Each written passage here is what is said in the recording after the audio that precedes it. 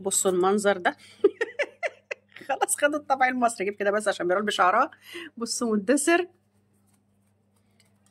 ولا ابني بيقور بتنجان. اوعى تخرمها. بصوا مرات بتقور ازاي. ماسكاها بالطول. يا رب تعالي كده لحسن انت رجلك باينه جنب ميرال، ابقى احط لك عليها حاجه. ماشي. بصوا المنظر يا ابن الايه معلم.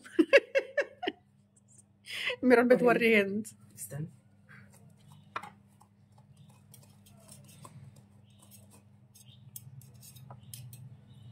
حلوه جميله، استنى اشيل بس. البلانشه دي بتاعت التقطيع يعني. دي من البتنجان. دي بتاعت اللي هند مخليها للبتنجان بعمل والحاجات دي عليها، فطبعا بقطع البتنجان بيبقى بالشكل ده.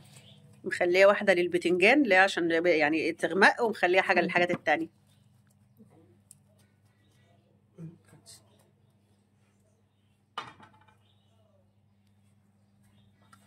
ميرال بتطري. اتعلمي. وراحت السوق، مع خالتها، ومدثر راح وقعد يصور في السوق، قعد يصور لاصحابه. طبعا هم عندهم الحاجات دي. بصي ما شاء الله. مدثر بصي صور. يا خرابي. بصي خدي دي اصلا كنت جايباها له، دي انا جايباها عشان خاطر اعملها له بتنجان مخلل. عايز بتنجان مخلل، وطلب يدوق اللي هو البتنجان المخلل الابيض. يا ربي. ما انا جايبه له والله. بصي اهو كبيره اهو. ما انا مش عايزه اجيب كده عشان انتي لا انا اجي بس ما تبانش ده بلبس جايبه له البيت. المخلل ده بقى الميت. وميرال برضه انا مش قادره ارفع ميرال بشعرها. اصلا احنا ما كناش هنصور، بس المنظر ضحكني، فعشان كده رحت عامله ميرال بشعرها وهند بلبس البيت حتى احنا لسه بصوا حتى الشنط محطوطه في الارض بتاعتنا اهي، والحاجه فلفل وكوسه وبتنجان.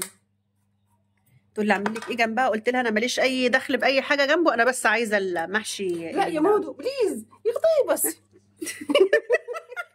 اقعد يا مدثر انت كل بس. لا سيب الفلفل، سيب انت الفلفل خالص، سيب انت الفلفل، خليك في التقوير، بلاش الفلفل، هم بيعملوه بطريقه معينه. محتاس. قاعد يصور تحت، بتقول لي قاعد بعت لاصحابه. قلت له طب كنت صورت فيديو نزلته، قال لي الموبايل بتاعي تصويره وحش، خليكي في مره بنزل بالموبايل بتاعك اصور بيه.